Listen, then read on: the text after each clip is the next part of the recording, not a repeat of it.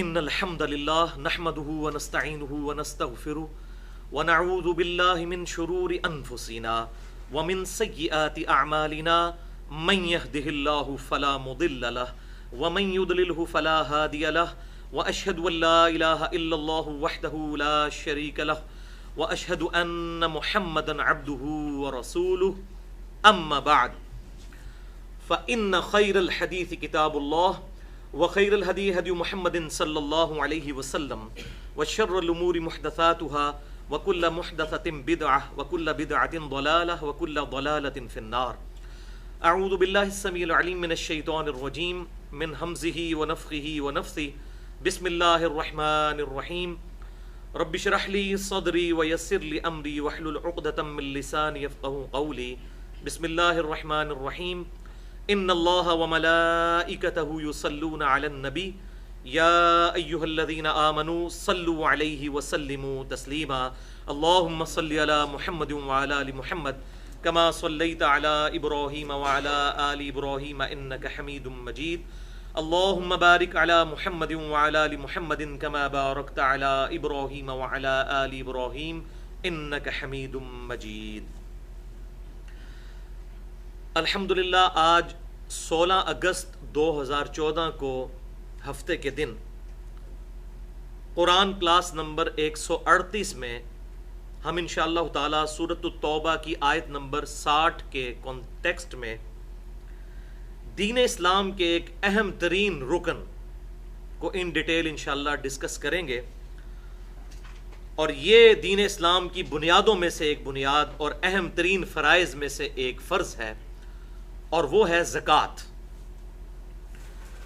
بھائیو، چونکہ سورۃ التوبہ کی آیت نمبر 60 میں اللہ تعالیٰ نے زکوٰۃ کے 8 مصارف کا بیان کیا ہے، لہٰذا میں نے یہ ارادہ کیا کہ ہم زکوٰۃ کے حوالے سے تفصیلی گفتگو کریں تاکہ اس سے ریلیٹڈ جتنے احکام و مسائل ہیں وہ ویڈیو بک کی فارم میں ہمارے پاس ریکارڈنگ کی شکل میں موجود ہوں.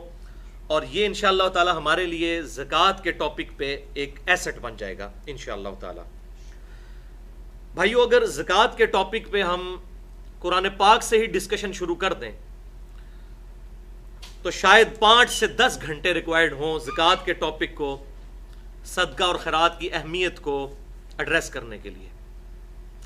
قرآن پاک میں درجنوں مقامات پر اللہ تعالیٰ نے اپنی راہ میں خرچ کرنے کے اعتبار سے آیات نازل فرمائیں اور مومنین کی بنیادی نشانیوں میں سے اس کو نشانی قرار دیا.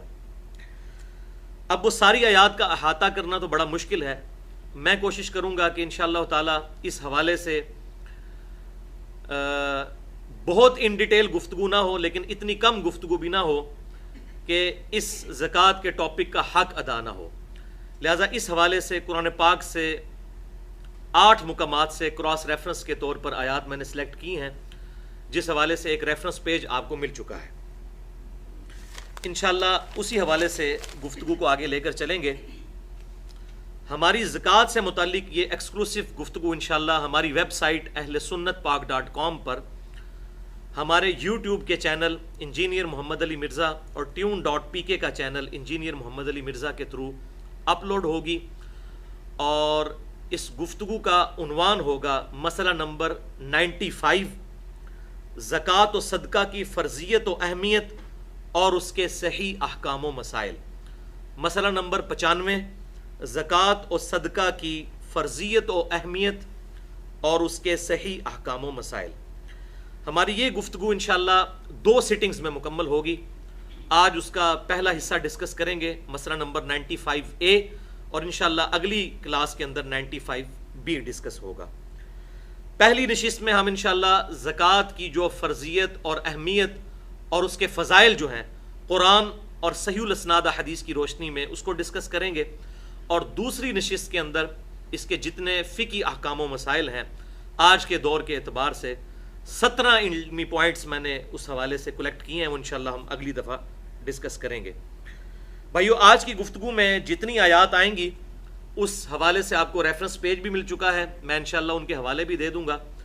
اس کے علاوہ جتنی احادیث آئیں گی انشاءاللہ میں ان کے مکمل ریفرنسز دوں گا، اور ان میں سے جو کریٹیکل احادیث ہوں گی ان کے نمبرز انشاءاللہ تعالی بیروت علماء حرمین اور دارالسلام کی انٹرنیشنل نمبرنگ کے مطابق دوں گا، جس کے مطابق عربی کتب شائع ہوتی ہیں اور مکتبۃ الشاملہ اور باقی عربی سافٹ ویئرز اس کے مطابق بنائے جاتے ہیں۔ پھر بھی اگر کسی کی کوئی کیوری ہو تو لیکچر کے اینڈ پہ مجھ سے سوال کر سکتا ہے، یا بعد میں بھی میرا ای میل ایڈریس ہے mirza_95@yahoo.com، اس پہ mirza_95@yahoo.com پہ بھی ای میل کر کے جواب موصول کیا جا سکتا ہے۔ بھائیو، عربی زبان میں عربی ڈکشنری القاموس کے مطابق الزکاہ، اس کو وقف کر کے پڑھیں گے، اردو میں ہم کہتے ہیں زکوٰۃ، وہ تا گول ہوتی ہے، عربی میں جب اس کو وقف کیا جاتا ہے تو وہ ہا بن جاتی ہے۔ الزکاہ عربی ڈکشنری القاموس کے مطابق الزکاہ کہتے ہیں پاک کرنے کو، اور شریعت کی اصطلاح میں الزکاہ سے مراد وہ مال ہے جو ہر صاحب استطاعت عاقل اور بالغ مسلمان نے ہر قمری سال میں، لیونر ایئر میں، ایک مرتبہ اللہ کی راہ میں خرچ کرنا ہوتا ہے۔ وہ مخصوص مقدار ہے، وہ انشاءاللہ بعد میں آ جائے گی، اور اس کی برکت سے اللہ تعالیٰ اس کے باقی مال کو پاک کر دیتا ہے، اس کے لیے مال جوڑنا جائز ہو جاتا ہے اگر وہ ہر سال اس کی زکوٰۃ ادا کر دے۔ اسی لیے اسے الزکاہ کہا جاتا ہے، یعنی پاک کرنا، مال کو پاک کرنے کا یہ ذریعہ ہے۔ قرآن و سنت میں الزکاہ کے لیے 3 ٹرمنالوجیز استعمال ہوئی ہیں۔ نمبر 1 الزکاہ، نمبر 2 الصدقہ، اور نمبر 3 الانفاق فی سبیل اللہ، یعنی اللہ کی راہ میں خرچ کرنا۔ اب اپنا ریفرنس پیج آپ سامنے نکال لیجئے، اس پہ جنت کے 8 دروازوں کی نسبت سے جو صحیح مسلم میں صحیح حدیث ہے کہ جو شخص وضو کے بعد اشہد ان لا الہ الا اللہ وحدہ لا شریک لہ واشہد ان محمدا عبدہ ورسولہ پڑھ لے تو اللہ تعالیٰ جنت کے 8 دروازے اس کے لیے کھول دیتا ہے۔ تو اس 8 کی نسبت سے میں نے قرآن پاک سے 8 کراس ریفرنسز اکٹھے کیے ہیں، ورنہ یہ کراس ریفرنسز تو تقریباً 100 تک بھی اکٹھے کیے جا سکتے تھے، لیکن یہ انشاءاللہ 8 ایسے کرٹیکل ہیں جس سے ہمیں انفاق فی سبیل اللہ، صدقہ اور زکوٰۃ سے متعلق انشاءاللہ اللہ تعالیٰ کی جو اپنے بندے سے چاہت ہے، جو ریکوائرمنٹ ہے، وہ انشاءاللہ کلیئر ہو جائے گی۔ اس میں سب سے پہلا ریفرنس ہے سورۃ التوبہ کی آیت نمبر 103۔ یہ 8 کی 8 کراس ریفرنسز میں نے ایک انٹلیکچوئل ترتیب کے ساتھ جمع کیے ہیں، الل ٹپ ایٹ رینڈم نہیں ہے، ایک ترتیب کے ساتھ ہیں تاکہ یہ سارا مقدمہ ہمیں سمجھ آ جائے۔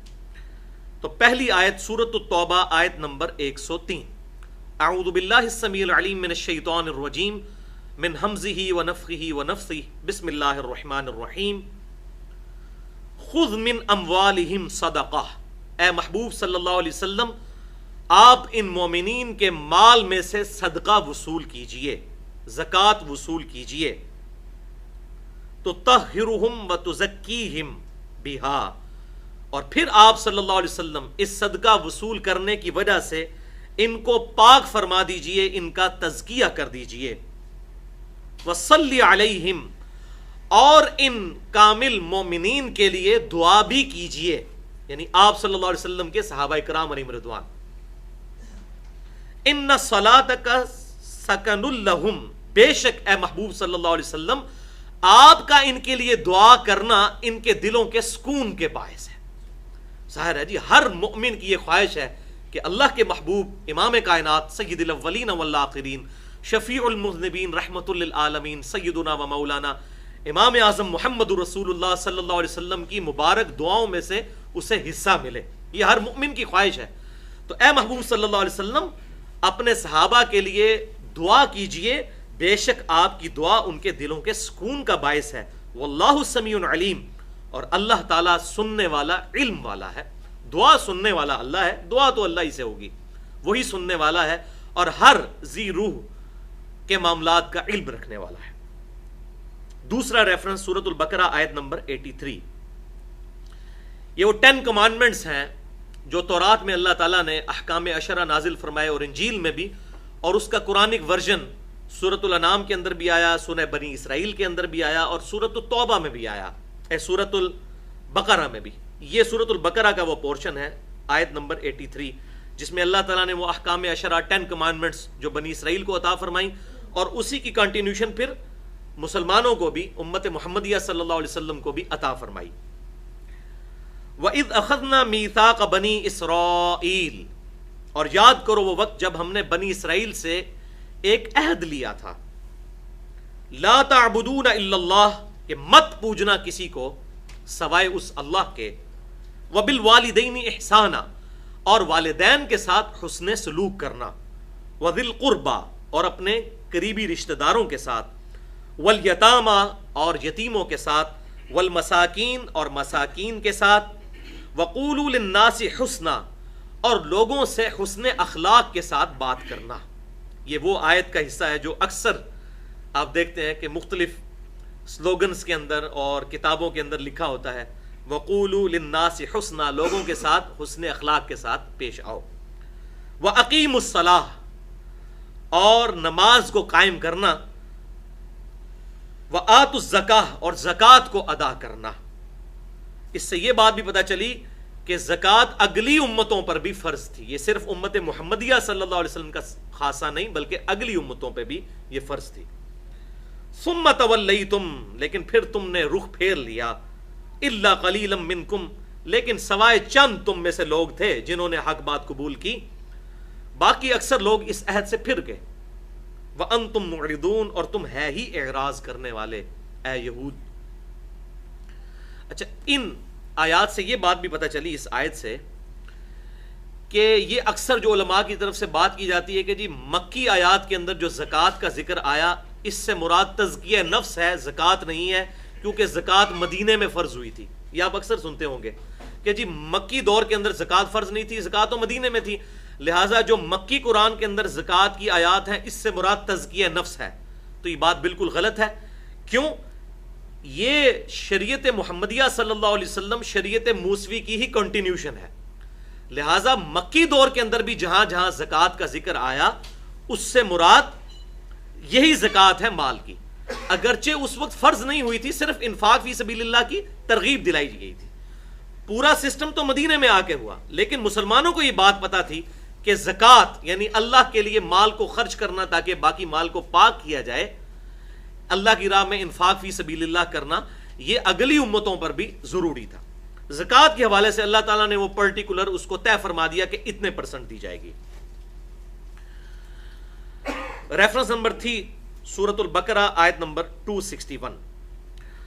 مثل الذین ينفقون اموالهم فی سبیل اللہ، مثال ان لوگوں کی جو کہ اللہ کی راہ میں خرچ کرتے ہیں اپنے مال کو، کمثل حبۃ، وہ ایک دانے کی مثل ہے، انبتت 7 سنابل فی کل سنبلۃ 100 حبہ، اس دانے کی مثل ہے اللہ کی راہ میں ان کا مال خرچ کرنا کہ جس میں سے 7 بالیں نکلیں. 7 سنابل، 7 بالیں ایک دانے میں سے نکلیں جب وہ زمین سے پودا نکلے.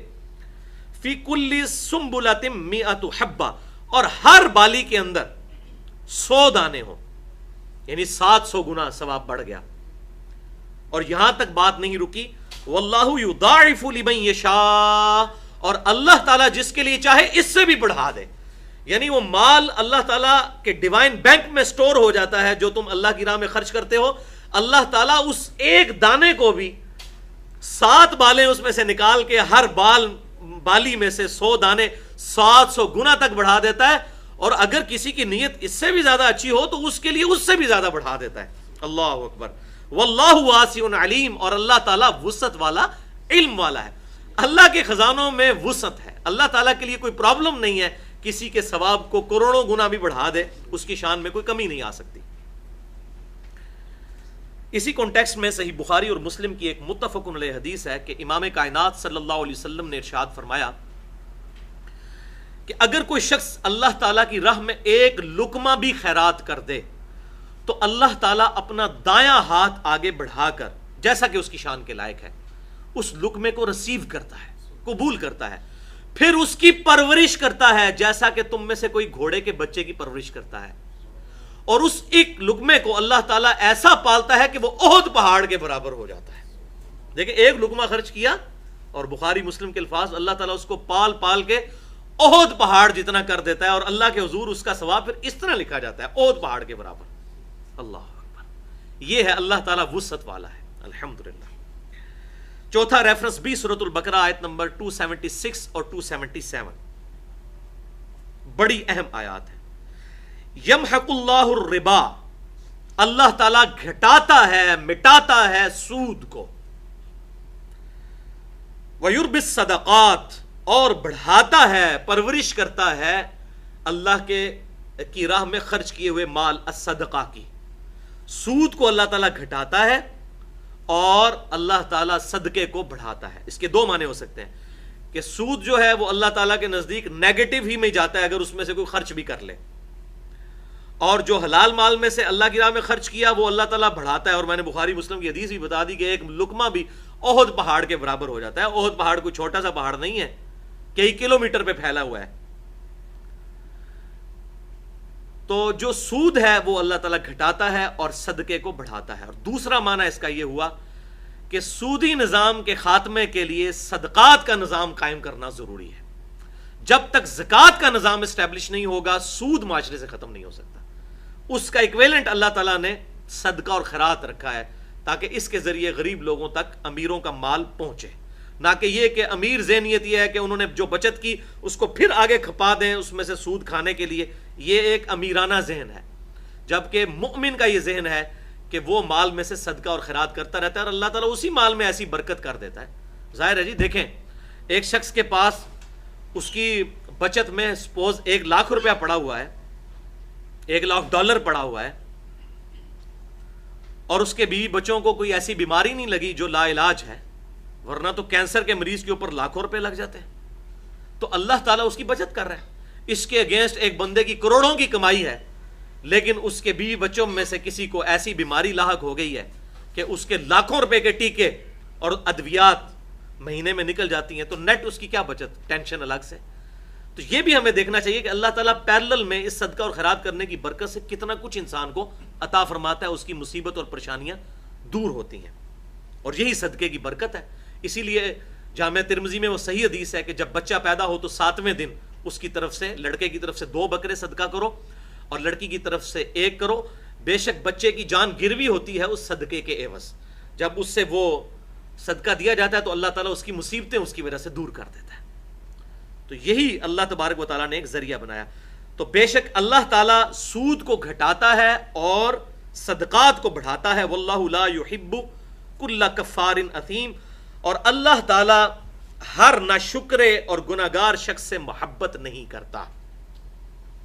ناشکرا اور گناہگار, ناشکرا وہی ہے کہ اللہ نے دیا اور اللہ کی راہ میں خرچ نہیں کرتا, اور گناہگار وہ کہ جو منیمم ڈیٹم لائن ہے زکوٰۃ وہ بھی ادا نہیں کرتا. ورنہ آپ کو یہ حیرانگی ہوگی کہ جیسے فرض نماز کی 17 رکعتیں ہیں نا, 2 فجر کی, 4 ظہر, 4 عصر, 3 مغرب, 4 عشاء, یہی ہے نا فرض, یہ منیمم ڈیٹم لیول ہے. اسی طریقے سے زکوٰۃ کا بھی منیمم ڈیٹم لیول جو ہے وہ 2.5% ہے, یا عشر ہے زمین کے کیس میں, یا اور باقی کیسز میں انشاءاللہ بعد میں بتا دوں گا. یہ منیمم ڈیٹم لیول ہے, ہونا تو یہ چاہیے. بخاری اور مسلم کی متفق علیہ حدیث ہے, نبی صلی اللہ علیہ وسلم نے حضرت ابو ذر غفاری رضی اللہ تعالیٰ عنہ کو مخاطب کر کے فرمایا کہ اے ابو ذر غفاری, دیکھ رہے ہو سامنے احد پہاڑ, اگر یہ سونے کا بھرا ہوا ہو تو میں کبھی بھی 3 دن سے زیادہ نہیں گزارنے دوں گا کہ سب کا سب اللہ کی راہ میں خرچ کر دوں. اور یہی وجہ ہے کہ آپ صلی اللہ علیہ وسلم پر کبھی یہ نوبت نہیں آئی کہ آپ زکوٰۃ ادا کریں. آپ کبھی صاحب نصاب ہوئے ہی نہیں ہیں, اللہ کی راہ میں خرچ کر دیا کرتے. تو یہ منیمم لیول ہے زکوٰۃ, ورنہ میکسیمم لیول اچیو کرنا چاہیے. جیسے کہ ہم سنت موقدہ اور باقی نوافل کا نماز کے ساتھ اہتمام کرتے ہیں, اسی طریقے سے زکوٰۃ کے ساتھ بھی ان چیزوں کا اہتمام ہے الحمدللہ. ان الذین آمنوا وعملوا الصالحات, بے شک وہ لوگ جو کہ ایمان لے کر آئے اور نیک اعمال انہوں نے کیے, وَأَقَامُوا الصَّلَاةَ, اور پھر نماز کو قائم کیا, وَآتَوُا الزَّكَاةَ, اور انہوں نے زکوٰۃ بھی ادا کی, لَهُمْ أَجْرُهُمْ عِنْدَ رَبِّهِمْ, ان کا اجر ان کے رب کے حضور پکا ہو گیا. اچھا, آپ کو حیرانگی ہوگی کہ پورے قرآن میں جہاں جہاں نماز کا ذکر آئے گا نا, ساتھ ساتھ زکوٰۃ کا ذکر آئے گا. یہ آپ نے اکثر وَأَقِیمُوا الصَّلَاةَ وَآتُوا الزَّكَاةَ, یہاں بھی دیکھیں, اوپر بنی اسرائیل والے کانٹیکسٹ میں بھی آیا. یعنی یہ کتنا امپورٹنٹ فرض ہے, تو ان کا رب کے ہاں ان کا اجر پکا ہے. ولا خوف علیہم ولا هم يحزنون، اور قیامت والے دن نہ تو ان کو کوئی خوف ہوگا نہ کوئی غم ہوگا. جن کے اندر یہ خوبیاں پائی جاتی ہوں گی کہ ایمان لے کر نیک اعمال کیے انہوں نے ایمان لانے کے بعد، اس کے بعد نماز کو قائم کیا اور اللہ کی راہ میں زکوٰۃ دی. الحمدللہ. اگلا ریفرنس سورہ آل عمران کی آیت نمبر 180 ہے، ریفرنس نمبر 5. وَلَا يَحْسَبَنَّ الَّذِينَ يَبْخَلُونَ بِمَا آتَاهُمُ اللَّهُ مِنْ فَضْلِهِ. بڑی سخت آیت ہے. مت گمان کریں وہ لوگ جو کہ کنجوسی کرتے ہیں اس مال میں سے جو اللہ نے ان کو دیا ہے اپنے فضل سے. ہوا خیر لہم، کہ وہ مال ان کے لیے خیر ثابت ہوگا. کنجوسی کرنے والے یہ سمجھ رہے ہیں کہ جو اللہ کی راہ میں خرچ نہیں کر رہے وہ مال ان کے لیے خیر ثابت ہوگا جوڑنا. بل ہوا شر لہم، بلکہ وہ ان کے لیے تو شر ثابت ہوگا. وَلِعَوْذُ بِاللَّهِ. سَيُطَوَّقُونَ مَا بَخِلُوا بِهِ يَوْمَ الْقِيَامَةِ، اس مال کا توق بنا کر ہم ان کے گلے میں ڈال دیں گے قیامت کے دن. وَلِعَوْذُ بِاللَّهِ تَعَالَى. وَلِلَّهِ مِيرَاثُ السَّمَاوَاتِ وَالْأَرْضِ، اور اللہ ہی کی ملکیت ہے جو کچھ زمینوں اور آسمان میں ہے. اگر اللہ نے تمہیں مال دیا ہے تو اصل مالک تو وہ ہے، جب چاہے وہ چھین سکتا ہے. تو یہ مال تمہارے گلے میں توق بنا کر قیامت والے دن ڈالا جائے گا. واللہ بما تعملون خبیر، اور اللہ تعالی خوب واقف ہے تمہارے اعمال سے. اس میں دھمکی ہے، جو کچھ کر رہے ہو اللہ تعالیٰ دیکھ رہا ہے، اس کے علم میں. سورۃ التوبہ کی آیت نمبر 55 میں یہاں تک آئے گا کہ اللہ تعالیٰ فرماتا ہے کہ اے محبوب صلی اللہ علیہ وسلم، ان منافقین کو ہم نے جو مال اور اولاد دی ہے تو آپ ان کے بارے میں کسی وہم میں مبتلا نہ ہو. ہم تو چاہتے ہیں اسی مال اور اولاد کے ذریعے انہیں دنیا کی زندگی میں عذاب دیں. سورۃ التوبہ آیت نمبر 55 گھر جا کے پڑھ لیجئے گا. یعنی مال اور اولاد کے ذریعے دنیا کی زندگی میں اللہ تعالیٰ فرما رہا ہے ہم انہیں عذاب دیں گے. اور عذاب ہوتا ہے. بڑے بڑے سیٹ امیر لوگ اولاد کو انہوں نے سونے کے نوالے کھلائے ہوتے ہیں، اور الٹیمیٹلی پتہ چلتا ہے، آپ بھی اکثر دیکھتے ہیں خبریں آتی رہتی ہیں کہ جی بیٹے نے باپ کو گولی مار کے تو جائیداد کے اوپر قبضہ کر لیا. یہ اکثر سننے کو ملتا ہے. تو اللہ تعالیٰ سورۃ التوبہ آیت نمبر 55 میں فرماتا ہے کہ ان کا مال اور اولاد یہ ہم نے دنیا میں ذریعہ بنا دیا ہے ان کے لیے عذاب کا. ذرا الفاظ دیکھیں، عذاب.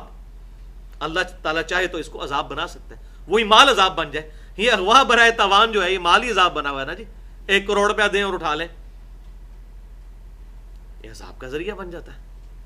اور پھر یہ لوگ مالدار لوگ بےچارے آسانی کے ساتھ پھر بھی نہیں سکتے معاشرے کے اندر، اور بعض کو مال ملا ہوتا ہے اس مال کو خرچ نہیں کر سکتے. اب پاکستان میں ایک بہت بڑی کمپنی کا مالک ہے، اس کے کئی ہوٹل ہیں، لیکن اس کا معدہ کام نہیں کرتا صحیح، تو وہ بیچارہ ٹوسٹ ہی کھاتا ہے صبح 2 روکھے اور 2 شام کو. بریانی نہیں کھا سکتا، چاٹ نہیں کھا سکتا. ہم تو الحمدللہ سب کچھ کھا سکتے ہیں. تو رزق جو انسان کے مقدر میں وہی اندر جانا ہے. اگر کوئی سمجھتا ہے کہ میرے پاس اتنا مال ہے تو وہ نوٹ کھا تو نہیں سکتا. ایون اگر مال بھی سامنے آ جائے، اگر معدہ ہی کام نہ کرے تو زمین و آسمان کی ساری مخلوقات مل کے ایک انسان کا معدہ نہیں ٹھیک کر سکتی. اور یہ بھی میڈیکلی یاد رکھیے گا، اگر معدہ خراب ہو جائے نا کسی کا، یہ کبھی ٹھیک نہیں ہوتا. پھر معدے کے السر کا یہی ہے کہ احتیاط ہی کرتے جائیں کھانے پینے میں، معدہ ریکوری نہیں کرتا. وَلِعَوْذُ بِاللَّهِ تَعَالَى. ریفرنس نمبر 6 سورۃ التوبہ آیت نمبر 35، 34 اور 35. انتہائی سخت آیات. اس پہ میرا 94 منٹ کا لیکچر مسئلہ نمبر 51 بھی ریکارڈ ہے. فتنہ مال، دنیا پرستی کا انجام اور اس کا علاج. بہت سخت آیات ہے. یا ایھا الذین آمنوا ان کثیرا من الاحبار والرہبان، اے ایمان والو بے شک اکثریت علماء کی اور اللہ والے لوگوں کی. احبار کہتے ہیں ان علماء کو جو علم کی گہرائی میں ہو، اور راہب وہ اللہ والے جنہوں نے دنیا سب کچھ چھوڑ دی. راہب کا لفظ بھی یہود و نصارہ میں استعمال ہوتا تھا. جوگی اور صوفی ٹائپ لوگ، مسٹسزم کو فالو کرنے والے. اللہ تعالیٰ فرماتا ہے اکثر علماء اور یہ سو کالڈ اللہ والے لوگوں کی ایسی ہے، لَيَأْكُلُونَ أَمْوَالَ النَّاسِ بِالْبَاطِلِ، کہ وہ ضرور لوگوں کا مال ہڑپ کرتے ہیں باطل طریقے سے. اور ہمارا ملک اس کی نمائندہ مثال ہے کہ آستانے قائم کیے ہوئے ہیں، خانقاہیں بنائی ہوئی ہیں، چندوں کا ذریعہ ہے، نذرانے قبول کرتے ہیں، اے سی والی گاڑیوں میں بیٹھتے ہیں، اور پھر ظاہر چمڑی بھی سفید ہو جاتی ہے جب آپ کے گھر میں بھی اے سی، گاڑی میں بھی اے سی. مسجد میں آ کے نماز پڑھنا اپنی توہین سمجھتے ہیں اور اپنی خانقاہیں علادہ بنا کے بیٹھ جاتے ہیں. تو اکثریت ہمارے انڈیا، پاکستان اور بنگلہ دیش کے کلچر میں ایسی نظر آتی ہے. وَيَصُدُّونَ عَن سَبِيلِ اللَّهِ، اور وہ اللہ کے راستے سے روکتے ہیں. یہ کیسے اللہ والے ہیں جو اللہ کے راستے سے روکتے ہیں؟ کتنی حیران کن بات ہے. یعنی وہ بظاہر تو اللہ کی طرف بلا رہے ہوتے ہیں لیکن اصل میں اپنی پرستش کروا رہے ہوتے ہیں، اللہ کی طرف نہیں لگا رہے ہوتے. وہ یہ کہتے ہیں کہ ہمارے لڑ لگ جاؤ تو ہم انشاءاللہ تعالیٰ قیامت والے دن آپ کو بخشوا لیں گے. جو ہمارا مرید ہو گیا، ہمارے ساتھ اٹیچ ہو گیا، ہم تو اس وقت تک جنت میں نہیں جائیں گے جب تک اتنے لوگوں کو جنت میں ساتھ نہ لے جائیں. وہ یہ کرتے ہیں بیسیکلی، بجائے اللہ کے ساتھ جوڑنے کے اپنی ذات کے ساتھ جوڑتے ہیں، اپنی ذات کو وہ سینٹر بنا لیتے ہیں.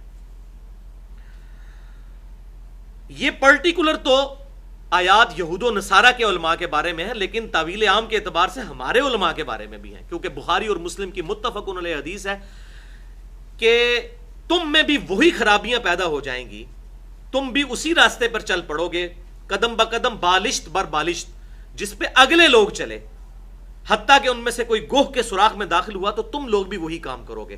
تو صحابہ کرام علیہم رضوان نے پوچھا یا رسول اللہ صلی اللہ علیہ وسلم، یہ اگلے لوگوں سے مراد کیا یہود و نصارہ ہیں؟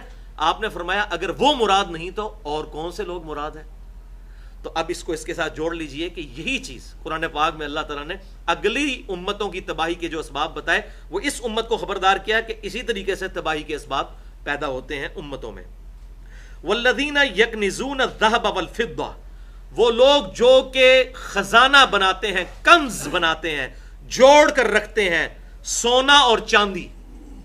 اس وقت یہی کرنسی ہوتی تھی. جو سونے کی کرنسی ہے کوائنز وہ دینار ہوتے تھے، اور چاندی کی جو کرنسی ہے وہ کوائنز جو ہیں وہ درہم ہوتے تھے. وَلَا يُنْفِقُونَهَا فِي سَبِيلِ اللَّهِ، اور اس سونا اور چاندی میں سے اللہ کی راہ میں خرچ نہیں کرتے. فَبَشِّرْهُمْ بِعَذَابٍ أَلِيمٍ، اے محبوب صلی اللہ علیہ وسلم انہیں بشارت دے دیجئے دردناک عذاب کی. ذرا ٹونٹ دیکھیں، تانا دیکھیں، بشارت دیں ان کو، خوشخبری سنائیں دردناک عذاب کی ان کو جو یہ مال و دولت جوڑتے ہیں. وَلِعَاذُ بِاللَّهِ تعالی. آگے گاڑا فتویٰ آ رہا ہے، یوم یحمى علیہا فی نار جہنم، اس قیامت کے دن ہم ان کے اس مال کو، سونا اور چاندی کو تپائیں گے دوزخ کی آگ پر. فتکفى بها جباہہم، پھر ہم داغیں گے اس گرم سونے اور چاندی کے ساتھ ان کے ماتھے، استغفر اللہ، وجنوبہم، اور ان کے پہلو، وظہورہم، اور ان کی پیٹھیں ہم اس مال کے ساتھ گرم کر کے، وہ میٹل سونا جب گرم ہوگا تو اندازہ کوئی کر سکتا ہے، ان کی پہلوؤں کو، ان کی پیشانیوں کو، ان کی پیٹھوں کو داغیں گے اور کہیں گے ھذا ما کنزتم لانفسکم، یہ ہے وہ خزانہ جو کنز بنا کر تم نے رکھا ہوا تھا اپنے آپ کے لیے، اب کام آیا. فذوقوا ما کنتم تکنزون، پس چکھو اب اس خزانے کا وبال جو تم دنیا میں جوڑا کرتے تھے. وَلِعَاذُ بِاللَّهِ تعالی. لیکن یہ بات یاد رکھیے گا، یہ اس خزانے کے لیے ہے جس کی زکوٰۃ نہ دی جائے، کیونکہ اسی آیت کے کانٹیکسٹ میں صحیح بخاری میں حدیث ہے انٹرنیشنل نمبر کے مطابق 4661، سیدنا ابن عمر رضی اللہ تعالیٰ عنہ کا مبارک قول ہے، موقوفاً یہ حدیث ہے کہ انہوں نے فرمایا کہ یہ آیت مبارکہ میں جو مال جوڑنے والے کے لیے وعید سنائی گئی، یہ اس مال جوڑنے والے کے لیے ہے جو زکوٰۃ ادا نہیں کرتا. جب اللہ نے زکوٰۃ کا حکم نازل فرمایا تو اس کے ذریعے اللہ نے باقی مال کو بھی پاک کر دیا، اب مال جوڑنا جائز ہے. اس حوالے سے بخاری اور مسلم میں آپ کو وہ احادیث بھی ملیں گی جس میں سیدنا ابو ذر غفاری رضی اللہ تعالیٰ عنہ اور سیدنا عثمان غنی رضی اللہ تعالیٰ عنہ کا اس معاملے میں اختلاف ہو گیا تھا. تو حضرت ابو ذر غفاری رضی اللہ تعالیٰ عنہ چونکہ زہد میں مسیل عیسیٰ ہیں، جامعہ ترمذی اور مسند احمد کی صحیح حدیث ہے کہ میری امت میں زہد کی مثال حضرت عیسیٰ علیہ السلام کی طرح کی وہ ابو ذر غفاری ہے الحمدللہ. تو وہ مال جوڑنے کو صحابہ کرام علیہ رضوان کے ساتھ بھی جھگڑا کرتے تھے. خصوصاً صحیح بخاری میں آتا ہے حضرت امیر معاویہ رضی اللہ تعالیٰ عنہ کے ساتھ ان کا جھگڑا رہتا تھا مال جوڑنے کے حوالے سے. پھر حضرت امیر معاویہ رضی اللہ تعالیٰ عنہ نے حضرت عثمان غنی کو خط لکھا کہ اس سے تو میری جان چھڑوائیں. پھر انہوں نے ان کو وہاں بلایا، پھر وہاں مدینہ شریف سے بھی نکال دیے گئے. سیدنا علی رضی اللہ تعالیٰ عنہ پھر ان کو رخصت کرنے کے لیے آئے، اور بڑی ان کی جو ہے وہ زہد میں زندگی پھر جنگلوں میں گزری، کیونکہ ان کی وجہ سے فتنہ کھڑا ہو رہا تھا. وہ اصل میں یہ کہتے تھے کہ صحابہ کرام کو یہ کہتے تھے کہ تم تو حضور کے صحبت یافتہ ہو، آپ صلی اللہ علیہ وسلم نے تو کوئی جدادیں نہیں بنائی ہیں، ٹھیک ہے زکوٰۃ سے مال پاک ہو جاتا ہے، لیکن تمہیں یہ زیب نہیں دیتا کہ تم مال جوڑو. تو یہ ان کا سٹانس تھا. تو وہ ان کا اپنا زہد و ورع تھا، لیکن فتویٰ یہی ہے جس پہ سیدنا عثمان غنی رضی اللہ تعالیٰ عنہ نے اتفاق کیا اور باقی صحابہ نے، کہ نہیں، اگر مال جوڑا جائے، اس کی زکوٰۃ دی جائے تو مال پاک ہو جاتا ہے. یہ جائز ہے، اگرچہ یہ پریفریبل نہیں ہے. اب اگلی دو آیات انتہائی جھنجھوڑنے والی آیات ہیں. ریفرنس نمبر 7، سورۃ التغابن، آیت نمبر 15 سے لے کر 17 تک. انما اموالکم و اولادکم فتنہ، بے شک تمہارا مال اور اولاد تمہارے لیے فتنہ ہے، آزمائش ہے، ٹیسٹ کا ذریعہ ہے. یہ فتنہ پنجابی والا نہیں ہے، یہ عربی والا فتنہ ہے کہ اس کے ذریعے اللہ تعالیٰ تمہیں آزمائش میں مبتلا کرے گا. واللہ عندہ اجر عظیم، اور یہ بھی یاد رکھو کہ اللہ کے پاس اجر عظیم ہے، یعنی مال اور اولاد تمہیں اللہ کی راہ سے غافل نہ کر دے. فاتقوا اللہ ما استطعتم، اللہ کا تقوی اختیار کرو، جتنی تمہاری طاقت ہے پوری صرف کر دو. واسمعوا واطیعوا، اور سنو اور اطاعت کرو. سمعنا واطعنا یہ مومنین کی نشانی ہے. وانفقوا خیرا لانفسکم، اور اللہ کی راہ میں خرچ کرو، یہی تمہارے نفسوں کے لیے بہتر ہے. اور بڑی زبردست گولڈن کوٹ آنے لگا، یونیورسل ٹروتھ اللہ کا. ومن یوق شح نفسی، اور جو نفس کے لالچ سے بچا لیا گیا، فاولئک هم المفلحون، تو یہی ہے فلاح پانے والے. یہ زبردست آیت ہے، جو نفس کے لالچ سے بچا لیا گیا وہی ہے فلاح پانے والے. اللہ اکبر. سورہ آل عمران کی آیت نمبر 92 میں ہی آتا ہے، لن تنالوا البر حتى تنفقوا مما تحبون، چوتھے پارے کی یہ پہلی آیت ہے. ہرگز تم نیکی کے اعلیٰ درجے کو نہیں پہنچ سکتے جب تک کہ اپنی پسندیدہ چیزیں اللہ کی راہ میں خرچ نہ کر دو. تو اللہ تعالیٰ فرما رہا ہے جو نفس کے لالچ سے بچا لیا گیا وہی کامیاب ہے. اب یہ پورا فلسفہ اسلام کا موجود ہے اس کے اندر. ان تقرضوا اللہ قرضا حسنا، دیکھو اگر تم اللہ کو قرض حسنا دو گے، اللہ کی راہ میں خرچ کرو گے، قربان جاؤں میرے مالک کہہ رہا ہے کہ تم مجھے قرض دے رہے ہو، میں مقروض ہوں تمہارا. اگر تم میری راہ میں خرچ کر رہے ہو تو میں تمہارا مقروض ہو گیا. اگر تم اللہ کو قرض حسنا دو گے، یضاعف لکم ویغفر لکم، تو اللہ تعالیٰ بڑھا کر تمہیں وہ قرض لوٹائے گا اور تمہاری مغفرت بھی کر دے گا. یہ جتنا مال اللہ کی راہ میں تم بھیج رہے ہو، یہ اللہ تعالیٰ کے ڈیوائن بینک میں سٹور ہو رہا ہے. اللہ تعالیٰ اس کو قرض سمجھ کے لے رہا ہے، حالانکہ دیکھیں دیا ہوا اسی کا ہے، لیکن اللہ تعالیٰ اپنے بندوں پر کتنا شفیق ہے. وہ کہتا ہے مجھے دو گے تو یہ میرے ذمہ قرض ہے، میں اس کو کئی گنا کر کے لوٹاؤں گا جنت کی شکل میں، اور تمہاری مغفرت بھی کر دوں گا. واللہ شکور حلیم، اور اللہ تعالیٰ قدردان ہے اور برداشت کرنے والا ہے. کیا بات ہے، یعنی تمہارے مال کی قدر کرے گا. تم اگر اللہ کی راہ میں خرچ کرو گے اللہ بڑی قدر کرے گا، اس کو بڑھا چڑھا کر تمہیں واپس کرے گا. اور حلم والا ہے، برداشت کرنے والا ہے. جو لوگ اس کی راہ میں خرچ نہیں کرتے، اس کی نافرمانیاں کرتے ہیں، اس کے باوجود وہ ان کو دیتا ہے. بھوکا نہیں کسی کو سونے دیتا. اللہ اکبر. اور آخری ریفرنس نمبر 8، سورۃ المنافقون، آیت نمبر 11، 10 اور 11. بہت سخت آیت ہے یہ. وَأَنفِقُوا مِمَّا رَزَقْنَاكُمْ، اور خرچ کرو اللہ کی راہ میں جو اللہ نے تمہیں دیا، اسی کے دیے میں سے خرچ کرو. من قبل ان یأتی احدکم الموت، یہاں تک کہ تم میں سے کسی کو موت آ جائے. فیقول ربی لولا اخرتنی الی اجل قریب، اور وہ یہ کہنا شروع کر دے اے اللہ تو نے مجھے تھوڑی سی مہلت کیوں نہیں دے دی، موت سے پہلے تھوڑی سی مہلت دے دیتا. دیکھیں کتنی سخت آیت ہے، تھوڑی سی مہلت مجھے دے دیتا ہے اللہ تو. اللہ اکبر. فاصدق واکن من الصالحین، تو میں بھی اللہ کی راہ میں خرچ کر کے نیکوکاروں میں شامل ہو جاتا. اے اللہ تو نے مجھے تھوڑی سی مہلت دے دی ہوتی تو میں بھی صدقہ کرتا. اب یہ دیکھیں نزا کے عالم کا ذکر آیا. خرچ کرو اللہ کی راہ میں اس دن سے پہلے کہ تم میں سے کسی کی موت کا وقت قریب آ جائے اور وہ کہے یا اللہ مجھے تھوڑی سی مہلت اور دے دے، میں تیری راہ میں خرچ کر کے نیکوکاروں میں شامل ہو جاؤں. اب اللہ کی طرف سے جواب بھی سن لیں. وَلَن يُؤَخِّرَ اللَّهُ نَفْسًا إِذَا جَاءَ أَجَلُهَا، یاد رکھو اللہ تعالیٰ ہرگز کسی جان کو مہلت نہیں دے گا جبکہ اس کی موت کا وقت آ گیا. ایک سیکنڈ نہ آگے نہ پیچھے، ہرگز.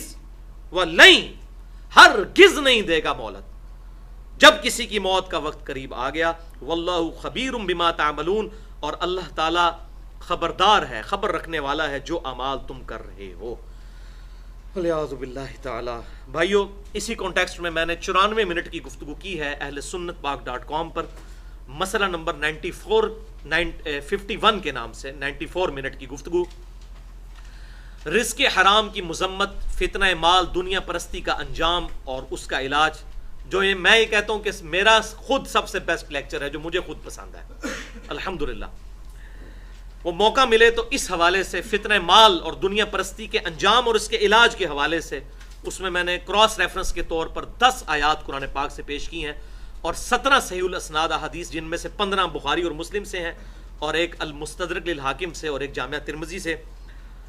और उसमें मैंने ये साबित किया है कि मुनाफ़िक़त का इलाज ही इन्फाक फी सबीलिल्लाह है। ये आप समझ लें, निफाक कहते हैं दो रुखी को, मुनाफ़िक़त अरबी में, ईमान जिसका कन्विक्शन वाला नहीं होता। निफाक का इलाज है इन्फाक, एक अलिफ पहले लगानी है। निफाक का इलाज है इन्फाक, कि अल्लाह की राह में माल खर्च कर दो। इसी से तो मोहब्बत है, जिसकी वजह से अल्लाह ताला को रिस्पॉन्स नहीं कर सकते। सारा फितना इसी के गिर्द घूमता है। इन्फाक, निफाक का इलाज इन्फाक फी सबीलिल्लाह।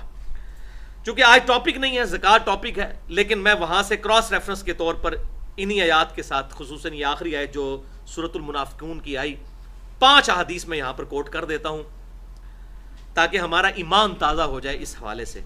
पहली हदीस सही बुखारी और सही मुस्लिम की मुत्तफ़क़ुन अलैह हदीस है कि आप सल्लल्लाहु अलैहि वसल्लम ने इरशाद फरमाया, इब्ने आदम के पास, आदम की औलाद के पास अगर 2 वादियां हों मालो दौलत की भरी हुई, तो वो तमन्ना करेगा मुझे तीसरी भी मिल जाए। इसका पेट सिर्फ कब्र की मट्टी भरेगी। वलियाज़ु बिल्लाहि ताला। दूसरी हदीस सही मुस्लिम की, आप सल्लल्लाहु अलैहि वसल्लम ने तलावत की, अल्हाकुमुत तकासुर हत्ता ज़ुरतुमुल मक़ाबिर, तुम्हें कसरत माल की लालच ने हलाक किया यहां तक कि तुमने कब्रों का मुंह जा देखा। फिर आप सल्लल्लाहु अलैहि वसल्लम ने इरशाद फरमाया, इंसान कहता है मेरा माल मेरा माल मेरा माल, जबकि इंसान तेरा माल तो वो है जो तूने खा पी लिया या पहनकर बोसीदा कर दिया या अल्लाह की राह में खर्च करके आखिरत के लिए जखीरा कर लिया। यही तेरा माल है। जो पीछे छोड़ दिया वो तो तेरे वरसा का माल है। अल्लाह। तीसरी हदीस भी सही बुखारी और मुस्लिम की मुत्तफ़क़ुन अलैह हदीस है कि आप सल्लल्लाहु अलैहि वसल्लम ने फरमाया कि मैयत के साथ 3 चीजें होती हैं, 2 पीछे रह जाती हैं, एक ही साथ जाती है। पीछे रहने वाले उसके रिश्तेदार और मालो दौलत है, और उसकी कब्र में साथ जाने वाले उसके अमाल हैं जो उसने अमल किए। अल्लाह। चौथी हदीस जामिया तिरमिज़ी की मशहूर हदीस, आप सल्लल्लाहु अलैहि वसल्लम ने इरशाद फरमाया, हर उम्मत का कोई ना कोई फितना है और मेरी उम्मत का फितना माल है। और इसी कॉन्टेक्स्ट में सही बुखारी और सही मुस्लिम की मुत्तफ़क़ुन अलैह हदीस है कि आप सल्लल्लाहु अलैहि वसल्लम ने फरमाया कि इंसान बूढ़ा हो जाता है लेकिन 2 चीजें हमेशा उसकी जवान रहती हैं, एक माल की मोहब्बत और एक जिंदा रहने की मोहब्बत, दुनिया की ख्वाहिशात की मोहब्बत। ये हमेशा जवान रहती हैं, इंसान बूढ़ा हो जाता है। और 5वीं हदीस भी सही बुखारी और सही मुस्लिम की मुत्तफ़क़ुन अलैह हदीस है, आप सल्लल्लाहु अलैहि वसल्लम ने दुआ करते हुए अर्ज की, ऐ अल्लाह मोहम्मद और आले मोहम्मद सल्लल्लाहु अलैहि वसल्लम को बस इतना ही रिज्क देना कि उनकी रूह और जिस्म का रिश्ता बरकरार रहे। बस डेटम लेवल पे एग्जिस्टेंस के लिए जितनी रोटी और माल चाहिए उतना ही देना, इससे बढ़कर ना देना। यही वजह है कि आप सल्लल्लाहु अलैहि वसल्लम ने कभी माल जोड़ा नहीं, कभी आप साहिब निसाब हुए नहीं। और मैंने बुखारी और मुस्लिम की हदीस भी बताई थी, अबू ज़र गफ़ारी रज़ी अल्लाह तआला अन्हु को आपने फरमाया, अबू ज़र ये ओहद पहाड़ देख रहे हो, अगर ये सोने का भी भरा हुआ हो, 4-5 किलोमीटर पे फैला हुआ पहाड़, तो तेरे नबी की ये ख्वाहिश है कि 3 दिन ना गुजरने दे कि इनमें से कोई भी चीज अपने पास नहीं रखेगा, अल्लाह की राह में खर्च कर देगा। अल्लाह। अब आखिर में जन्नत के 8 दरवाजों की निस्बत से 8 आयात हमने कंसिडर की थी, 8 सहीहुल असनाद अहादीस, और अल्हम्दुलिल्लाह ये सारी की सारी अहादीस सही बुखारी और सही मुस्लिम से हैं, बाहर से कोई हदीस नहीं। और बुखारी और मुस्लिम की صحت کے اوپر امت کا اجماع ہے، اور ان میں سے اکثر متفقن علیہ احادیث ہیں۔ بخاری اور مسلم سے کوئی حدیث باہر نہیں۔ ان 8 حدیثوں میں سے جنت کے 8 دروازوں کی نسبت سے ایک دفعہ دروشی پڑھ لیجئے۔ اللہم صلی علی محمد وعلی آل محمد کما صلیت علی ابراہیم وعلی آل ابراہیم انک حمید مجید۔ اللہم بارک علی محمد وعلی آل محمد کما بارکت علی ابراہیم وعلی آل ابراہیم انک حمید مجید۔ پہلی حدیث مشہور حدیث ہے، صحیح بخاری اور صحیح مسلم کی متفقن علیہ حدیث۔ صحیح بخاری میں انٹرنیشنل نمبر کے مطابق 8 نمبر اور مسلم میں 93 اور 113 نمبر حدیث، کہ آپ صلی اللہ علیہ وسلم نے ارشاد فرمایا، یہ وہ حدیث جبریل بھی ہے جو جبریل علیہ السلام انسانی شکل میں آپ صلی اللہ علیہ وسلم کے سامنے آئے اور سوالات کیے۔ آپ صلی اللہ علیہ وسلم نے ارشاد فرمایا، اسلام کی بنیاد 5 چیزوں پر ہے۔ اسلام کی بنیاد 5 چیزوں پر ہے۔ نمبر 1، اس بات کی گواہی دینا کہ لا الہ الا اللہ وان محمد الرسول اللہ صلی اللہ علیہ وسلم۔ اس حدیث سے یہ کلمہ بھی پتہ چل گیا۔ یہ اکثر جو اہل بدعت ہیں، اہل سنت پہ اعتراض کرتے ہیں، جی کلمہ کدھر لکھا ہوا؟ جی کلمہ حدیث میں کہیں لکھا ہی نہیں ہوا۔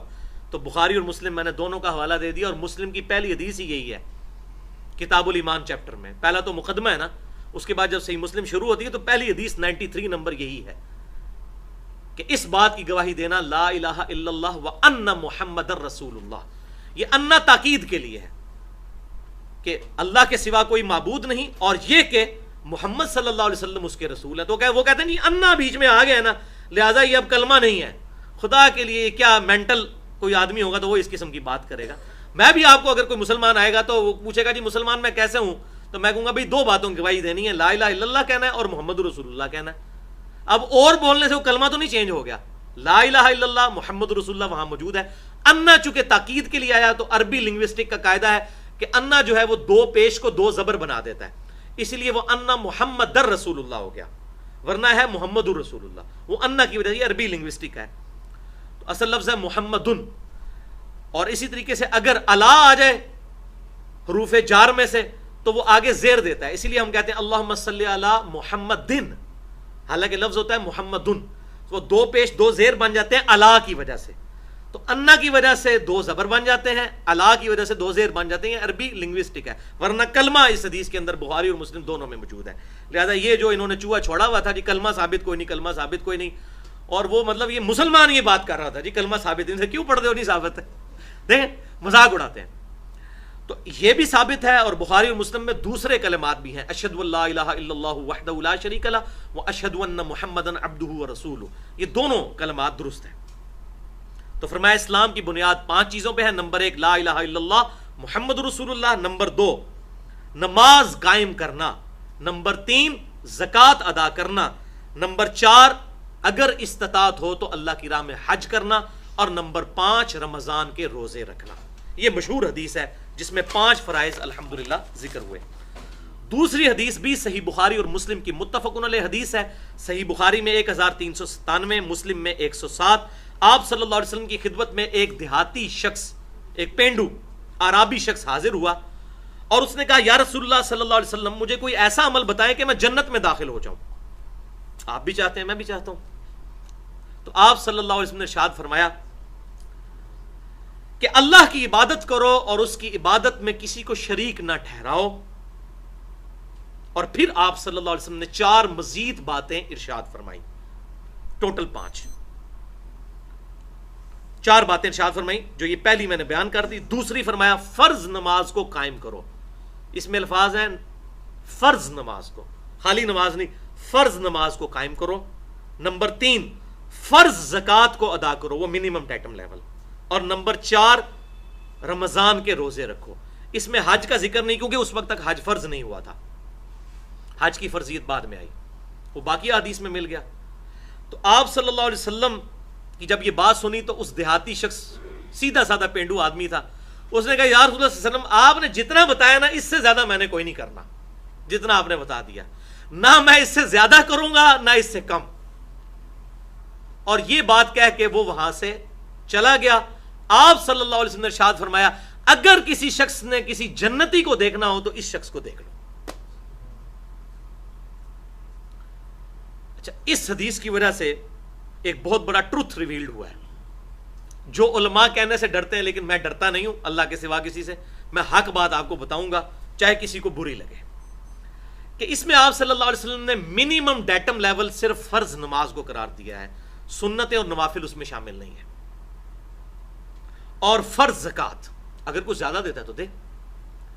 لہذا اس حدیث کے تحت الحمدللہ بالکل یہ واضح ہو گیا، ٹروتھ ریویلڈ ہو گیا کہ نماز جو آپ پہ فرض ہے وہ صرف 17 رکھتے ہیں، جس پہ اہل سنت اور اہل تشیع پوری دنیا کے مسلمانوں کا اجماع ہے.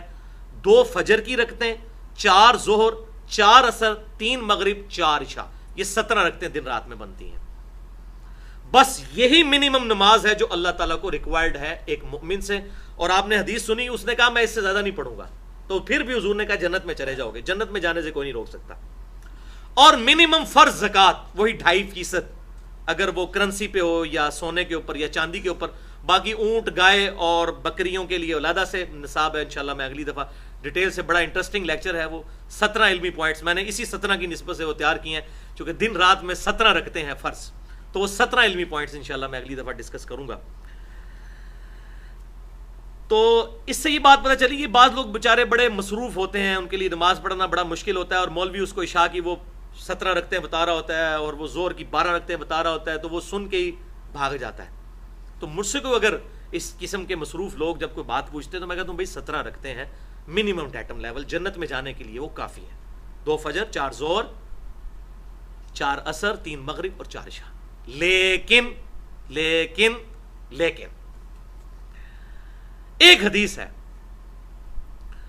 جو سنن نبی داؤد میں اور مسند امام احمد میں صحیح سند کے ساتھ موجود ہے، اور مشکات المصابی میں بھی انٹرنیشنل نمبرنگ کے مطابق 1330 اور 1331 نمبر ہے، کہ آپ صلی اللہ علیہ وسلم نے ارشاد فرمایا قیامت والے دن سب سے پہلا سوال نماز کے بارے میں ہوگا.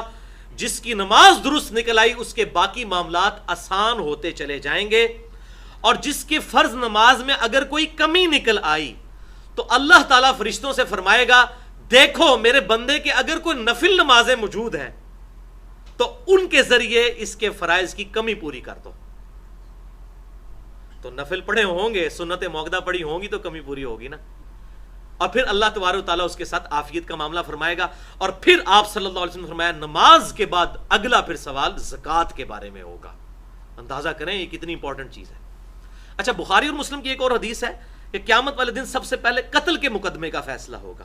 تو اس میں تطبیق اور آپٹیمل سولوشن یہ ہے کہ حقوق العباد میں سب سے پہلے قتل کے مقدمے کا فیصلہ ہوگا، اور حقوق اللہ میں سب سے پہلے نماز اور زکوٰۃ کا فیصلہ ہوگا. تو اس حدیث کے تحت پتہ چلا کہ نفلی نماز بھی پڑھنی چاہیے، تاکہ اگر ہمارے فرائض میں کہیں کمی ہے تو کون شخص یہ دعویٰ کر سکتا ہے کہ میں بڑے پرفیکٹ فرض پڑھتا ہوں.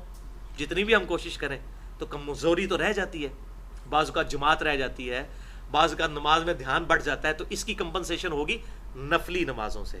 اور وہ بخاری اور مسلم کی متفق علیہ حدیث ہے کہ آپ صلی اللہ علیہ وسلم نے فرمایا جو شخص فرض کے علاوہ 12 رکعتیں پڑھ لے گا اللہ تعالیٰ اسے جنت میں محل عطا فرمائے گا. اور بخاری اور مسلم کی متفق علیہ حدیث ہے کہ آپ صلی اللہ علیہ وسلم یہ 12 رکعتیں کبھی نہیں چھوڑتے تھے. پھر امہات المومنین سیدہ ام حبیبہ رضی اللہ تعالیٰ عنہ اور سیدہ عائشہ رضی اللہ تعالیٰ عنہ نے اور سیدہ ام سلمہ رضی اللہ تعالیٰ عنہ نے بیان کیا کہ وہ 12 رکعتیں ہیں 2 فجر سے پہلے، 4 ظہر سے پہلے، 2 ظہر کے بعد، 2 مغرب کے بعد، 2 عشاء کے بعد. یہ 12 رکعتیں بنتی ہیں. تو یہ 12 رکعتیں ہم پڑھیں گے تو انشاءاللہ ہمارے فرائض کی کمپنسیشن بھی ہوگی. اور اس کے علاوہ ایک اور نماز سنت موقدہ ہے، اور وہ وتر کی نماز ہے. اس کی بہت زیادہ تاکید ہے. ایون وہ جو وتر کی نماز ہے اور سنت موقدہ فجر کی، یہ آپ صلی اللہ علیہ وسلم نے کبھی سفر میں بھی نہیں چھوڑی. فجر کی 2 سنتیں اور عشاء کے وتر، وہ آپ 5 بھی پڑھ سکتے ہیں، 3 بھی پڑھ سکتے ہیں اور 1 بھی پڑھ سکتے ہیں. بلکہ 13 تک پڑھنا آپ صلی اللہ علیہ وسلم سے ثابت ہے. وہ انشاءاللہ کبھی موقع ملا تو میں وتر کے حوالے سے بھی گفتگو کروں گا.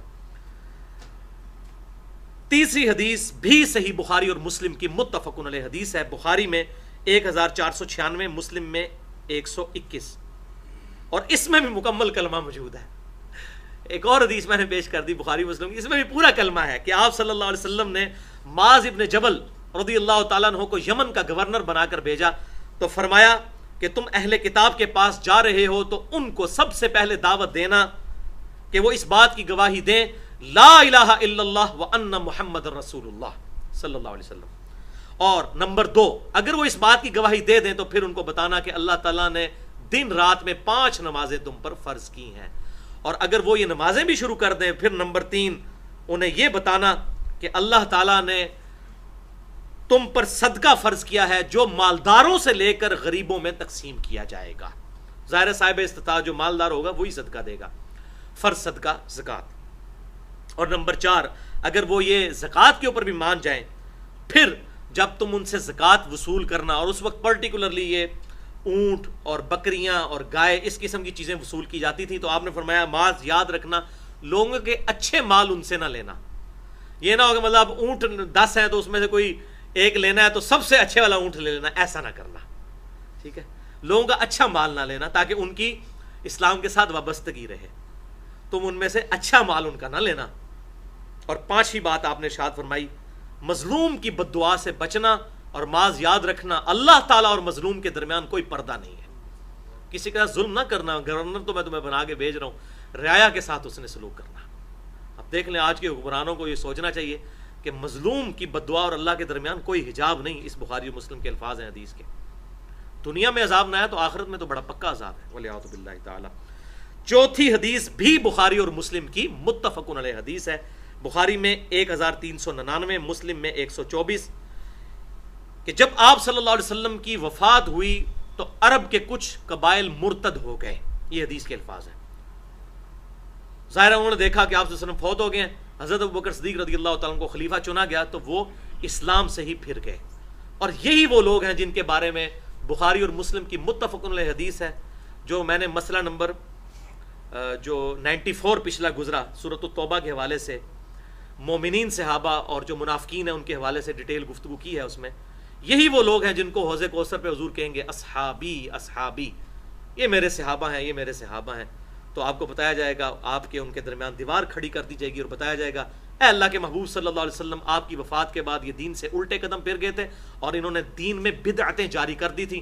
پھر آپ صلی اللہ علیہ وسلم فرماتے ہیں میں کہوں گا سحقن سحقن لمن غیر بعدی، سحقن سحقن لمن بدل بعدی، ان پر پھٹکار ہو، ان کو مجھ سے دور کر دو جنہوں نے میری وفات کے بعد میرا دین بدل دیا. تو یہ وہ بیسیکلی لوگ ہیں جو مرتد ہو گئے. دیکھیں جیسے ہی آپ صلی اللہ علیہ وسلم کی وفات ہوئی، مرتد وہی ہوتا ہے جو پہلے قانوناً صحابی تھا، اسلام قبول کیا ہوا تھا. اسی لیے اہل سنت کے نزدیک صحابی کی تعریف وہ ہے کہ جس نے آپ صلی اللہ علیہ وسلم کو ایمان کی حالت میں دیکھا، آپ کی صحبت کی، پھر مرتے دم تک ایمان پر قائم رہا. اگر قائم نہیں رہا تو پہلے صحابی تھا بعد میں مرتد ہو گیا. اس طریقے سے مسلمہ کذاب کے ساتھ لوگ مل گئے، جھوٹے پیغمبر کے ساتھ. پھر سیدنا ابوبکر صدیق کو ان کے خلاف قتال کرنا پڑا، اور اس کی پیشن گوئی آپ نے پہلے ہی کر دی تھی.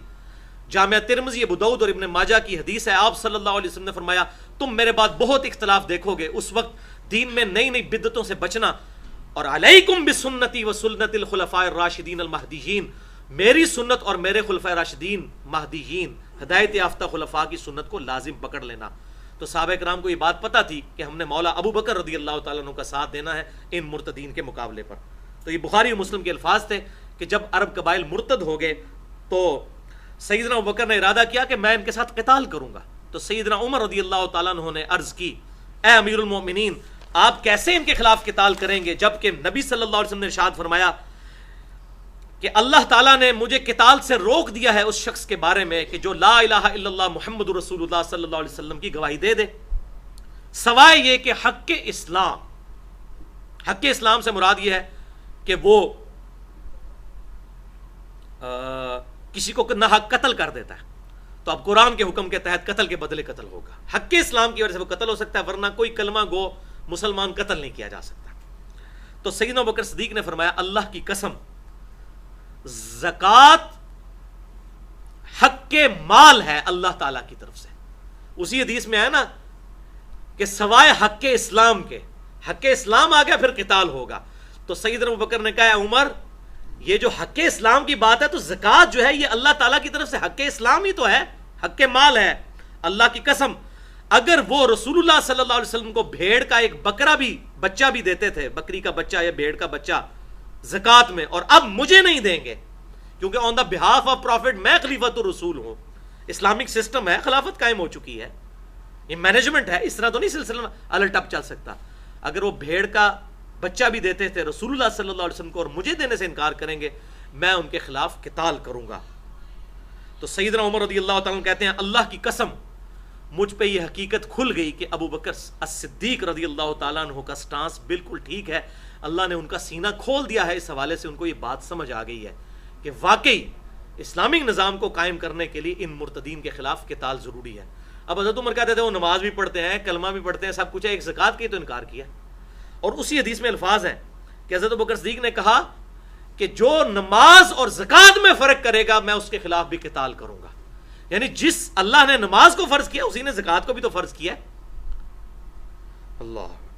5ویں حدیث صحیح بخاری کی انٹرنیشنل نمبر کے مطابق 1403 نمبر حدیث ہے, سورہ آل عمران کی آیت نمبر 180 کے کانٹیکسٹ میں, کہ آپ صلی اللہ علیہ وسلم نے ارشاد فرمایا اللہ تعالیٰ نے جس شخص کو مال عطا فرمایا اور اس نے اس کی زکوٰۃ ادا نہ کی, اب یہ ذرا سن لیں, تو قیامت کے دن اس مال کو گنجے سانپ کی شکل میں بنا دیا جائے گا, اس کی آنکھوں پر 2 سیاہ نقطے ہوں گے اور اس گنجے سانپ کو اس شخص کے گلے کا ہار بنا دیا جائے گا, اور پھر وہ سانپ اسے جبڑوں سے پکڑ لے گا والعیاذ باللہ تعالی, اور کہے گا میں تیرا مال ہوں, میں تیرا خزانہ ہوں.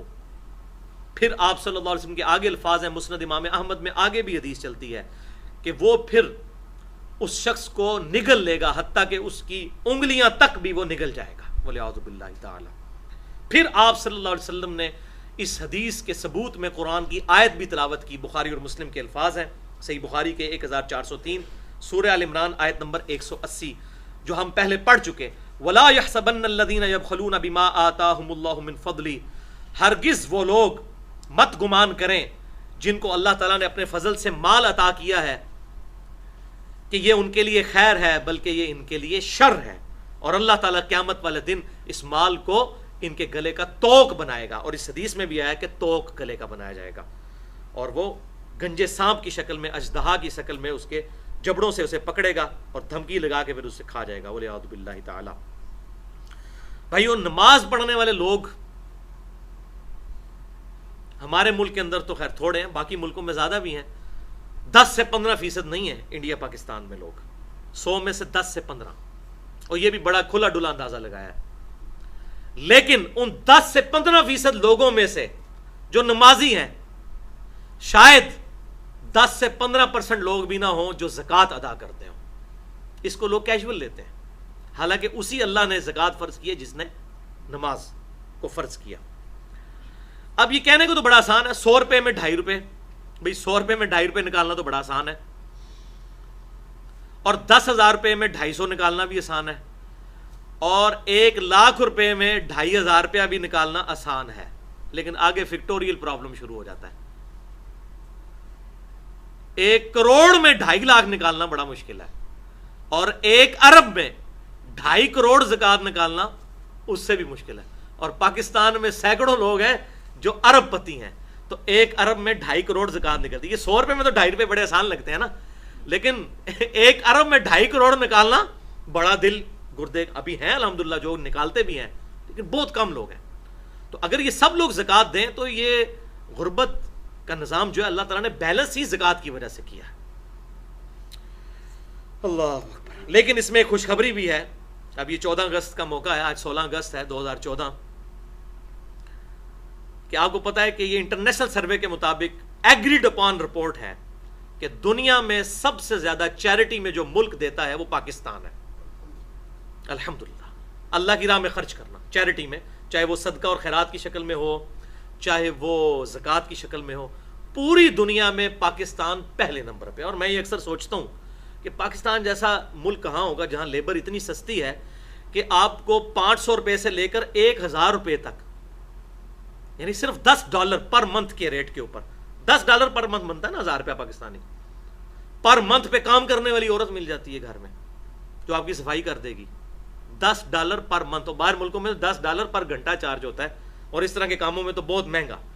$10 پر منتھ پہ اتنی غریب چیپ لیبر اویلیبل ہے جس ملک میں. تو اب مجھے بتائیں یہ جو عورتیں بیچاری گھروں میں کام کرتی ہیں 1,000 روپیہ 2,000 روپیہ لے کے, ایک دن میں 3 یا 4 گھروں میں کام کر لیں گی, ان کا گزارا کیسے ہوتا ہے؟ وہ اسی چیریٹی کی وجہ سے ہوتا ہے کہ جن گھروں میں وہ کام کرتی ہیں جب ان پہ کوئی مصیبت آتی ہے، مشکل آتی ہے، جب وہ صدقہ خیرات کرتے ہیں تو وہ اپنے ان کام کرنے والوں کو دیتے ہیں، ان کے بچوں کی فیسیں جمع کرواتے ہیں، اور الحمدللہ اس طریقے سے سلسلہ چل رہا ہے. یہ چیریٹی کی ہی برکت ہے، صدقہ اور خیرات کی برکت ہے، اور یہ مسلمان کا الحمدللہ وہ کنوکشن اللہ تعالیٰ کے بارے میں جو یقین ہے اس کی وجہ سے یہ سارے معاملات ہیں جو الحمدللہ اس حوالے سے چل رہے ہیں. تو اتنی مایوس کن باتوں میں یہ ایک خوشخبری کی خبر بھی ہے پاکستانیوں کے لیے الحمدللہ. تھرڈ لاسٹ حدیث، چھٹی حدیث صحیح مسلم کی ہے اور بخاری میں بھی موجود ہے. صحیح مسلم میں ڈیٹیل ہے 2290 نمبر حدیث، بخاری میں 1402 اور 1460 نمبر. اور یہ جو ہم نے آیت مبارکہ آلریڈی سورۃ التوبہ کی پڑھی کہ جو سونا اور چاندی ہے یہ گرم کر کے پیٹھوں کو اور پیشانیوں کو داغ جائے گا، اسی کانٹیکسٹ میں یہ حدیث ہے. نمبر میں دے چکا بخاری اور مسلم کا کہ آپ صلی اللہ علیہ وسلم نے ارشاد فرمایا جو شخص سونا اور چاندی کا مالک ہو اور اس کی زکوٰۃ ادا نہ کرے. اب اس میں یہ بھی آ گیا حضور صلی اللہ علیہ وسلم کی طرف سے بھی کہ اگر وہ زکوٰۃ ادا نہیں کرتا پھر اس کے لیے یہ وعید ہے. جو سونا اور چاندی کا مالک ہو اور اس کی زکوٰۃ ادا نہ کرے تو پھر اس کا مال آگ کی تختیوں کی شکل میں بنایا جائے گا اور اسے جہنم کی آگ پر تپایا جائے گا، اور اس کے ذریعے اس کی پیشانی، اس کے پہلوؤں اور اس کی پیٹھوں کو داغا جائے گا. اور جب یہ تختیاں ٹھنڈی ہو جائیں گی، استغفر اللہ، یہ جناب بات کرنا بڑا آسان ہے. بھائی ہم میں سے کوئی شخص موم بتی کے کینڈل کے فلیم کے اوپر 10 سیکنڈ کے لیے ہاتھ نہیں رکھ سکتا، میں تو نہیں رکھ سکتا. اور دوزخ کی آگ پہ وہ سونا چاندی تپا کے اس کی پیٹھ، پیشانی اور پہلوؤں پہ لگایا جائے گا. اور آپ صلی اللہ علیہ وسلم فرماتے ہیں جب یہ تختیاں ٹھنڈی ہو جائیں گی تو اللہ تعالیٰ پھر دوبارہ انہیں دوزخ کی آگ پہ گرم کرے گا، اور یہ سلسلہ 50,000 سال تک جاری رہے گا، جب تک کہ قیامت کے دن کی لینتھ ہے وہ 50,000 سال کا، اس میں ذکر بھی آ گیا، حتیٰ کہ اللہ تعالیٰ جنت اور دوزخ کا فیصلہ کرے گا. یہ فیصلہ ہونے سے پہلے اس کے ساتھ ہو رہا ہے. آپ اندازہ کریں کہ فتنہ مال کتنی بڑی چیز ہے، اور آج ہمیں نظر بھی آ رہا ہے کیا دیندار اور کیا بے دین اس کی وجہ سے دنیا پرستی کے اندر اور اللہ تعالیٰ سے دور ہیں، دنیا پرستی میں مبتلا ہو کر. استغفر اللہ و اتوب الیہ. پھر پوچھا گیا یا رسول اللہ صلی اللہ علیہ وسلم یہ اونٹوں کا کیا حال ہوگا جو لوگ اونٹ کی زکوٰۃ نہیں دیتے؟ آپ نے فرمایا جو اونٹوں کا مالک ہوگا اور اس نے اس کی زکوٰۃ ادا نہ کی ہوگی تو اسے قیامت والے دن چٹیل میدان میں اوندا منہ کر کے لٹا دیا جائے گا، اور اس کے وہ سارے اونٹ حاضر کیے جائیں گے، اور اللہ تعالیٰ ان اونٹوں کو پہلے سے زیادہ موٹا اور تازہ کر دے گا، حتیٰ کہ وہ ایک اونٹ کا بچہ بھی جو دنیا میں اس کے پاس تھا اس کو بھی گم نہیں پائے گا. سارے اونٹ حاضر کیے جائیں گے. یہ میں صحیح مسلم پڑھ رہا ہوں بھائی، یہ کوئی تاریخ کی کتاب نہیں پڑھ رہا. 2290 نمبر حدیث. استغفر اللہ. پھر وہ اونٹ لائن بنا کر اسے اوندا منہ لٹا کر اس کو زمین کے اوپر لٹایا جائے گا، پھر اس کو وہ کچلیں گے سارے اونٹ لائن بنا کر. جب وہ آخری اونٹ گزرے گا پھر وہ پہلا آ جائے گا، اور یہ سلسلہ 50,000 سال تک جاری رہے گا حتیٰ کہ جنت اور دوزخ کا فیصلہ ہو جائے. والعیاذ باللہ تعالی. پھر پوچھا گیا یا رسول اللہ صلی اللہ علیہ وسلم گائے کے بارے میں کیا حکم ہے؟ پھر آپ نے گائے کے لیے بھی اسی طرح کی باتیں ارشاد فرمائیں. پھر بکریوں کا پوچھا گیا، کہا بکریاں بھی اسی طریقے سے اس کو رون دیں گی. والعیاذ باللہ تعالی. اور پھر آپ صلی اللہ علیہ وسلم نے بڑے سخت لفظ استعمال فرمائے. صحیح بخاری 1402 فرمایا قیامت والے دن یہ نہ ہو کہ تم مجھے کہہ رہے ہو یا رسول اللہ میری مدد کیجئے. یہ الفاظ ہیں، اغثنی یا رسول اللہ، اغثنی یا محمد صلی اللہ علیہ وسلم. یہ نہ ہو کہ تم قیامت والے دن مجھے مدد کے لیے پکار رہے ہو. لا املک لک شیئا قد بلغت، میں تمہارے لیے کسی چیز کا مالک نہیں ہوں گا قیامت والے دن، بے شک میں نے اللہ کا پیغام تم تک پہنچا دیا ہے، اب تم خود بھگتو گے. میں نے تمہیں دنیا میں ہی بتا دیا تھا زکوٰۃ نہیں دو گے تو یہ معاملہ ہوگا. یہ نہ کہنا کہ تم مجھے مدد کے لیے پکار لو گے. استغفر اللہ. اور صحیح مسلم کے پھر آگے الفاظ ہیں 2290 نمبر حدیث کی، بڑی لمبی حدیث ہے. پھر آپ صلی اللہ علیہ وسلم نے اینڈ پہ ارشاد فرمایا وَمَن يَعْمَلْ مِثْقَالَ ذَرَّةٍ خَيْرًا يَرَهُ وَمَن يَعْمَلْ مِثْقَالَ ذَرَّةٍ شَرًّا يَرَهُ. جس نے ذرے کے برابر بھی کوئی نیکی کی ہوئی تو قیامت والے دن سامنے پا لے گا، اور اگر ذرے کے برابر کوئی گناہ کیا ہوا تو قیامت والے دن وہ دیکھ لے گا، کسی چیز کو گم نہیں پائے گا. استغفر اللہ واتوب الیہ من کل ذنب واتوب الیہ. اللہم اجرنی من النار، اللہم اجرنی من النار، اللہم اجرنی من النار. ربنا اصرف عنا عذاب جہنم ان عذابها کان غراما. آخری دو حدیثیں انتہائی کریٹیکل ہیں، خصوصاً ان لوگوں کے لیے جن کے پاس مال و دولت نہیں ہے، تو کیا وہ اللہ کی راہ میں صدقہ اور خیرات کرنے کا ثواب حاصل کر سکتے ہیں بغیر مال خرچ کیے؟ تو الحمدللہ دین غریبوں کو کہیں نہیں بھولتا. یہی مال خرچ کرنے کے جو اتنے فضائل آئے، یہ بغیر مال خرچ کیے بھی حاصل کیے جا سکتے ہیں. یہ آخری 2 حدیثیں میں نے رکھی تھی، آج کا لیکچر انشاءاللہ اسی پہ مکمل ہوگا. 7ویں حدیث بخاری اور مسلم کی متفقن علیہ حدیث ہے. بخاری میں 2999 اور مسلم میں 2335. آپ صلی اللہ علیہ وسلم نے فرمایا انسان کے ہر جوڑ پر صدقہ کرنا واجب ہے. پھر آپ صلی اللہ علیہ وسلم نے 5 باتیں ارشاد فرمائی. ہر جوڑ کا صدقہ کیسے دیا جائے؟ دوسری حدیث بخاری اور مسلم میں آتی ہے کہ 360 جوڑ ہیں، ہر جوڑ کا صدقہ دینا ہے. 5 باتیں اس بخاری اور مسلم کی حدیث میں آپ نے فرمائی. 2 آدمیوں کے درمیان عدل کرنا بھی صدقہ ہے، یہ نمبر 1. نمبر 2، آدمی کی سواری کے بارے میں اس کی مدد کرنا اور اسے سواری پر بٹھانا اور اس کا سامان رکھوانا بھی صدقہ ہے. دیکھ لیں، مطلب کوئی بندہ ہے، اکثر ہوتا ہے الحمدللہ، میں نے تو جب سے یہ حدیث پڑھی ہوئی ہیں، کوئی میں راستے میں دیکھوں کسی کے کوئی سیب گر گئے یا سبزی گر گئی ہے تو موٹر سائیکل روک کے میں کوشش کرتا ہوں کہ اس کے ساتھ وہ رکھوا دیا جائے. تو یہ بھی صدقہ ہے مفت کا. نمبر 3، اچھی بات کرنا بھی صدقہ ہے. دیکھ لیں، کوئی بھی اچھی بات ہے وہ صدقہ ہے. کسی کو کوئی نیکی کی بات بتا دینا، یہ بھی صدقہ. نمبر 4، نماز کی طرف قدم اٹھانا بھی صدقہ ہے، مفت میں، کوئی پیسے نہیں لگیں گے. نمبر 5، راستے سے تکلیف دہ چیز دور کر دینا بھی صدقہ ہے. الحمدللہ. اور بخاری اور مسلم کی ایک اور حدیث میں آتا ہے کہ آپ صلی اللہ علیہ وسلم نے فرمایا ایک شخص راستے سے گزر رہا تھا، اس نے ایک درخت گرا ہوا دیکھا تو لوگوں کو تکلیف ہو رہی تھی گزرنے کی وجہ سے، مسئلہ آ رہا تھا، اس نے وہ درخت ہٹا دیا، اللہ تعالیٰ نے اسے جنت میں داخل کر دیا. یہ بخاری اور مسلم دونوں میں ہے. اور ایک اور حدیث بخاری اور مسلم کی متفق علیہ حدیث ہے کہ آپ صلی اللہ علیہ وسلم نے یہاں تک ارشاد فرمایا کہ جو شخص کوئی درخت اگاتا ہے یا کوئی کھیتی اگاتا ہے اور وہاں سے آ کے پرندے کھاتے ہیں اور لوگ بھی اس سے میں سے کھا پی لیتے ہیں فی سبیل اللہ، تو اللہ تعالیٰ اس کے لیے بھی صدقہ لکھ دیتا ہے.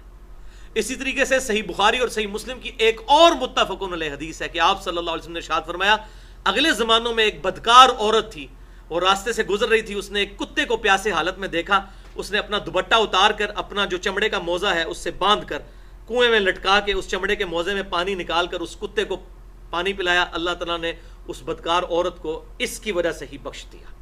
یہ بخاری اور مسلم دونوں میں موجود ہے. اور اسی طریقے سے بخاری اور مسلم کی متفق علیہ حدیث ایک اور ہے کہ آپ صلی اللہ علیہ وسلم نے فرمایا اس کا سائملٹینیس کنٹراسٹ کہ ایک عورت جو بڑی نیکوکار تھی لیکن اس نے ایک بلی کو قید رکھا اور اس کو کھانے پینے کے لیے باہر نہیں نکلنے دیا یہاں تک کہ وہ بلی مر گئی. اللہ تعالیٰ نے اس بلی کے قتل کی وجہ سے اللہ تعالیٰ نے اس کو دوزخ میں داخل کر دیا. والعیاذ باللہ تعالیٰ. تو بھائیو یہ معاملات بڑے مشکل ہیں، اتنے آسان معاملات نہیں ہیں. آخری حدیث 8ویں حدیث، موسٹ امپریسو حدیث آئی ہیو ایور ریڈ. اس سے زیادہ کوئی میں نے امپریسو حدیث آج تک نہیں پڑھی، اور یہ صحیح مسلم میں ہے 2329. آپ صلی اللہ علیہ وسلم نے 7 چیزوں کے بارے میں فرمایا کہ یہ صدقہ ہے. دیکھتے جائیں. نمبر 1، ہر تسبیح سبحان اللہ کہنا صدقہ ہے. نمبر 2، ہر تکبیر اللہ اکبر کہنا صدقہ ہے. ہم الحمدللہ تسبیحات فاطمہ پڑھتے ہیں نا نماز کے بعد 33 دفعہ سبحان اللہ، 33 دفعہ الحمدللہ، 34 دفعہ اللہ اکبر. یہ بخاری اور مسلم کی متفق علیہ حدیث میں موجود ہے، اہل سنت کے ہاں بھی ہے، اہل تشیع کے ہاں بھی. اور صلاۃ و تسبیح والا جو میرا لیکچر ہے اس میں سبحان اللہ الحمدللہ کے میں نے کتنے فضائل لا الہ الا اللہ اللہ اکبر کے بتائے ہیں، مسئلہ نمبر 91 کے نام سے. نمبر 3، ہر تحمید صدقہ ہے، الحمدللہ کہنا. نمبر 4، ہر تحلیل صدقہ ہے، لا الہ الا اللہ کہنا، اس کو تحلیل کہتے ہیں. نمبر 5، ہر نیکی کی بات کا حکم دینا صدقہ ہے، امر بالمعروف. نمبر 6، ہر برائی سے منع کرنا صدقہ ہے، یعنی نہیں انل منکر. نمبر 7، آپ حیران ہو جائیں گے، تمہارا اپنی بیوی کے ساتھ ازدواجی تعلق قائم کرنا بھی صدقہ ہے. بیوی کے ساتھ صحبت کرنا بھی صدقہ ہے. اب صحابہ اس پہ تو آگے پریشان ہو گئے جس طرح ہم بھی ہو گئے. تو صحابہ نے اس بات کو حضور سے دوبارہ پوچھا، کہا یا رسول اللہ صلی اللہ علیہ وسلم کیا بیوی کے ساتھ شہوت پوری کرنا بھی صدقہ ہے؟ تو آپ صلی اللہ علیہ وسلم نے فرمایا ہاں، مجھے بتاؤ اگر کوئی شخص یہی ضرورت کسی ایسی عورت سے پوری کرے جو اس کے لیے حلال نہیں ہے تو کیا اسے گناہ ملے گا؟ تو صحابہ نے کہا یا رسول اللہ ملے گا.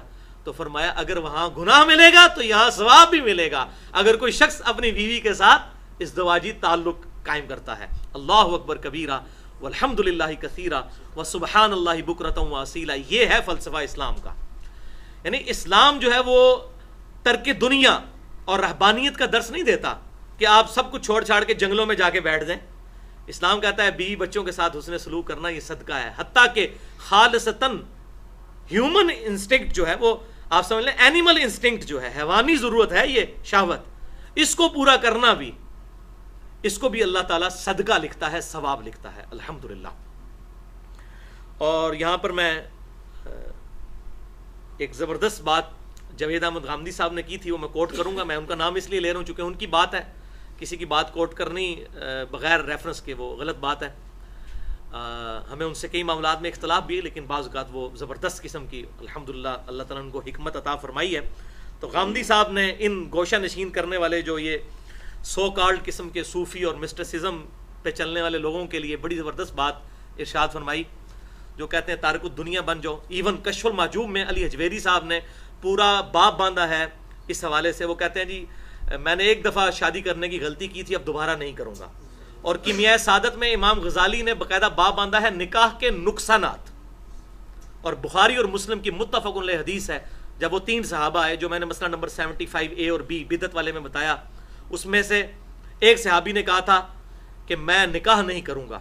تو آپ صلی اللہ علیہ وسلم نے آ کر تینوں کو ڈانٹا اور تیسرے کے بارے میں ارشاد فرمایا کہ ان نکاح سنتی فمن رغب عن سنتی فلیس منی. نکاح میری سنت ہے, جس نے میری سنت سے اغراض کیا اس کا مجھ سے کوئی تعلق نہیں ہے.